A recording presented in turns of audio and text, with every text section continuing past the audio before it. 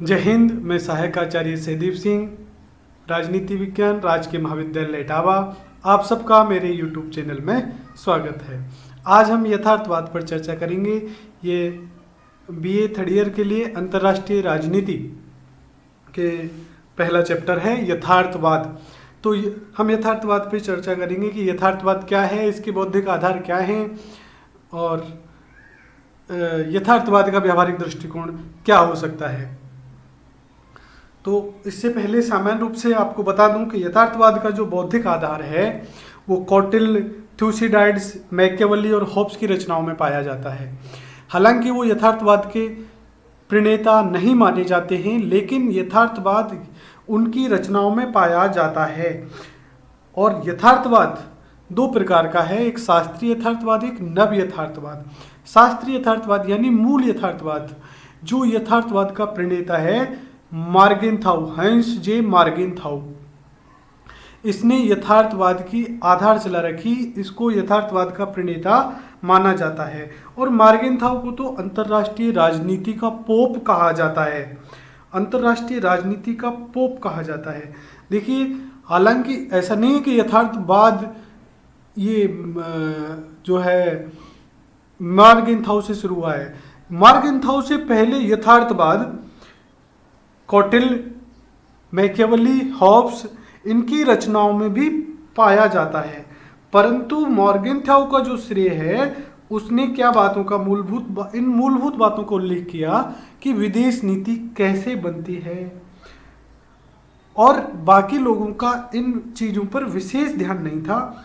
उन्होंने अपने विचारों में, जो उनके विचार हर विषय के में थे, उनके साथ ही अंतर्राष्ट्रीय राजनीति की भी बात की।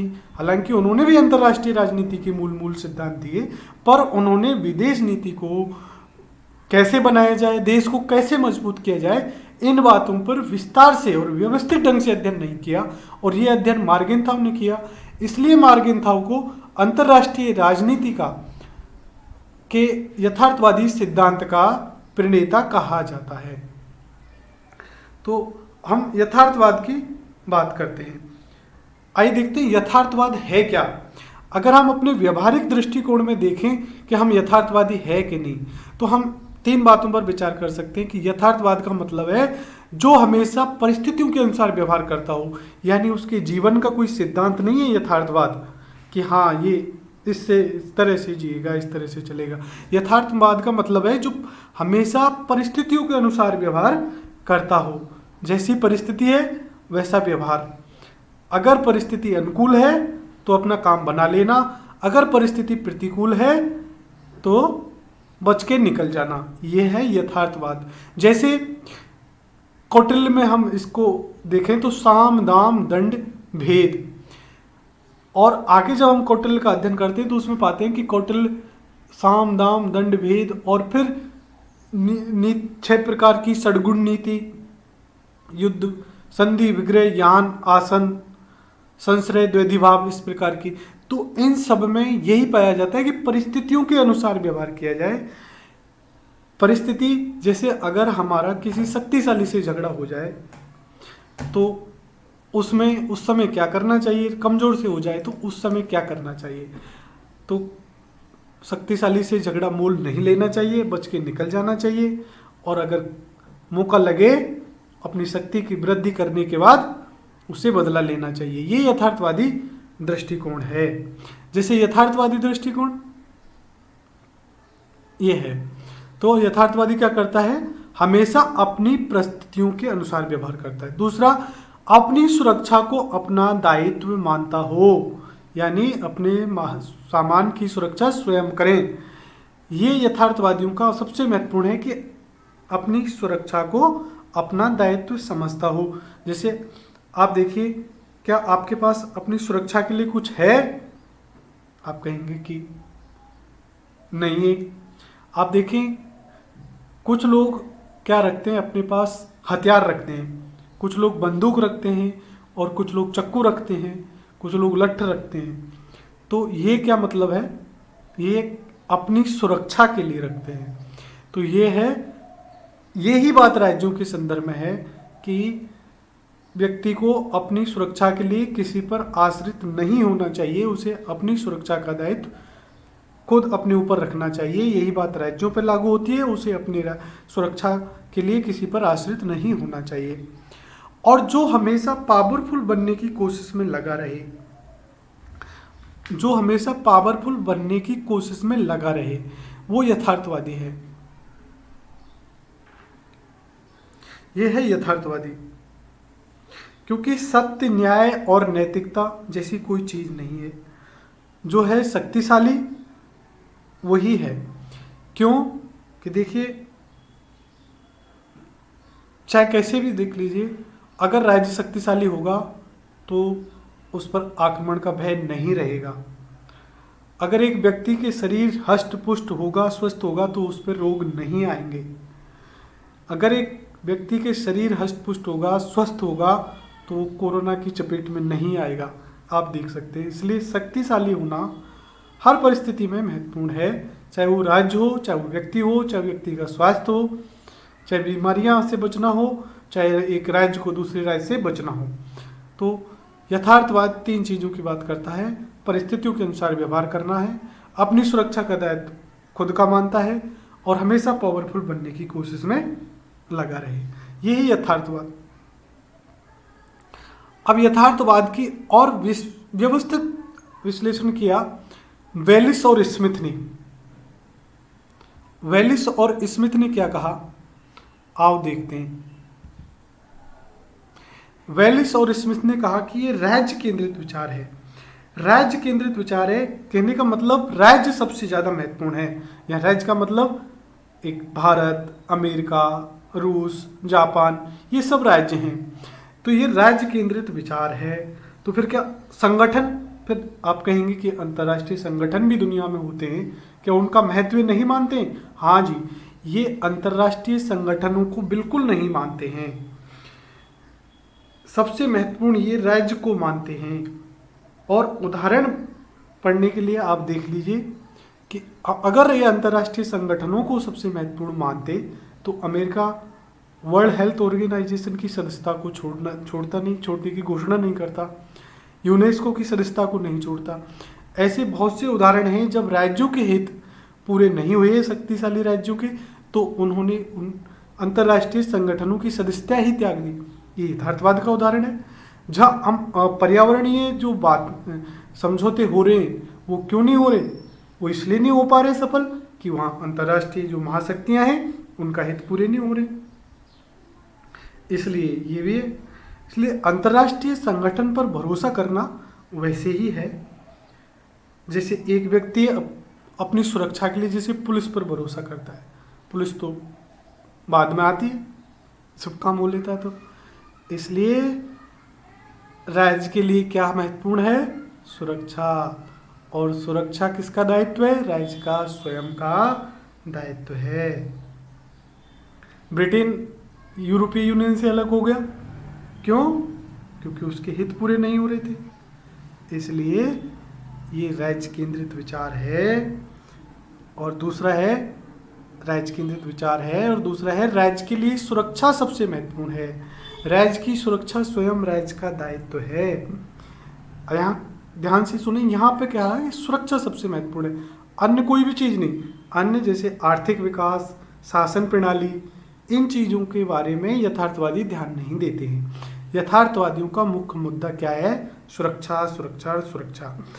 अब वर्तमान में इसका भी उदाहरण हम देखिए आपको समझाते हैं कि देखिए भारत देश के पास सामने आर्थिक तंगी है। कोरोना ने आर्थिक कमर तोड़ के रख दी है बहुत सभी देशों के सामने। लेकिन ये देखिए कि भारत देश को फिर भी अपनी सुरक्षा की चिंता के कारण राफाल खरीदने पड़ रहे हैं, अपनी सुरक्षा के कारण रूस से सैन्य हथियार खरीदने पड़ रहे हैं। तो सबसे महत्वपूर्ण राज्य को क्या है? सबसे महत्वपूर्ण राज्य के लिए है अपनी सुरक्षा, और सुरक्षा का दायित्व किसी दूसरे का नहीं, सुरक्षा का दायित्व खुद का होता है। आप कहेंगे जी क्वाड बनते हैं, क्वाड यानी संगठन मिल के राज्य क्वाड बनाते हैं। फिर उनका महत्व है कि नहीं? हाँ, ये राज्य क्वाड बनाते हैं, परंतु वो क्वाड पर निर्भर निर्भर नहीं रहना चाहते। भारत भी कई क्वाडों में शामिल है। नाटो एक बहुत बड़ा संगठन है, बहुत सारे देश उसमें शामिल हैं, परंतु उसके सदस्य राज्यों के पास अपने अपने परमाणु बम हैं। अगर नाटो को बनाने से वो सुरक्षित हो जाते तो उनको अपने परमाणु बम, अपनी सेना रखने की जरूरत नहीं थी। लेकिन फिर भी नहीं, वो सुरक्षा के लिए किसी पर भी आश्रित होना नहीं चाहते। इसलिए सुरक्षा राज्य का स्वयं का दायित्व है। नॉर्थ कोरिया का उदाहरण ले लीजिए आप। नॉर्थ कोरिया जो एक तानाशाह शासक है, किसी की नहीं मान रहा है, वो भी एक यथार्थवाद का उदाहरण है। तो वेलिस और स्मिथ ने 3 बातें कही। ये राज्य केंद्रित विचार है, राज्य के लिए सुरक्षा महत्वपूर्ण है, सुरक्षा स्वयं राज्य का दायित्व है। और तीसरी बात है उसकी अस्तित्व, यानी अपने आप को बनाए रखना हमारी सबसे बड़ी प्राथमिकता होनी चाहिए। जैसे हमारा शरीर है, वैसे ही राज्य का शरीर राज्य का भूभाग है। उसकी स्वतंत्रता, एकता और अखंडता की रक्षा करना ये सबसे महत्वपूर्ण गुण माना जाता है।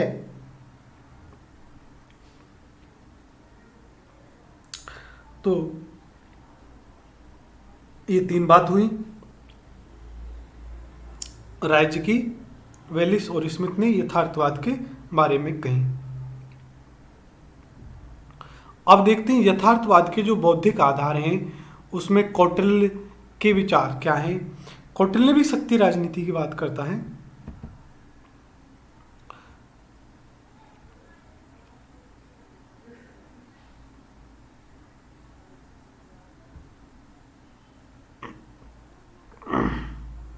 कौटिल्य ने शक्ति राजनीति की बात कही, उसने साम दाम दंड भेद की बात कही, उसने कहा कि राजा को अपनी शक्ति बढ़ानी चाहिए। उस कौटिल्य ने कहा कि राजा को चतुरंगिनी सेना रखनी चाहिए। तो ये इन सब बातें यथार्थवादी बातें हैं। शक्ति राजनीति की बात, साम दाम दंड भेद की बात, राजा को अपनी शक्ति बढ़ानी चाहिए, तो ये है यथार्थवादी सोच। तो कौटिल्य ने यथार्थवाद, कौटिल्य के विचारों में यथार्थवाद पाया जाता है। अब है थ्यूसिडाइड्स। इसने एक पुस्तक लिखी, पहले पोनिशियन वार। इस पुस्तक में उसने चित्रित किया, स्पार्टा और मिलन का चित्रण किया, जिसमें क्या है, एक शक्तिशाली राज्य है, एक कमजोर राज्य है। और शक्तिशाली राज्य और कमजोर राज्य का चित्रण कैसे किया कि